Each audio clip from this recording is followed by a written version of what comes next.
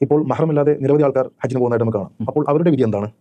അവരുടെ ഹജ്ജ് ഉംറ അത് സ്വീകരിക്കപ്പെടും, അത് മറ്റൊരു വിഷയമാണ്. പക്ഷേ അവർ അപ്രകാരം മഹ്റമില്ലാതെ യാത്ര ചെയ്തതിന്റെ പേരിൽ അവരുടെ മേൽ കുറ്റമുണ്ടാകും. അവർ തൗബ ചെയ്യുകയാണ് വേണ്ടത്. ചില പണ്ഡിതന്മാരൊക്കെ വളരെ സേഫ് ആയിട്ടുള്ള ഒരു അവസ്ഥയുണ്ടെങ്കിൽ, അതേപോലെ തന്നെ പ്രായം പരിഗണിച്ച് യുവതികളല്ല പ്രായം ചെന്നവരാണ്, അവർക്ക് പ്രത്യേകിച്ച് ഒരു പ്രയാസമൊന്നും ഉണ്ടാവില്ല, സേഫായ ഒരു ഗ്രൂപ്പിന്റെ കൂടെയാണെങ്കിലും പോയാൽ കുഴപ്പമില്ല എന്ന് പറയുന്ന ചില പണ്ഡിതാഭിപ്രായങ്ങൾ നമുക്ക് കാണാൻ സാധിക്കും.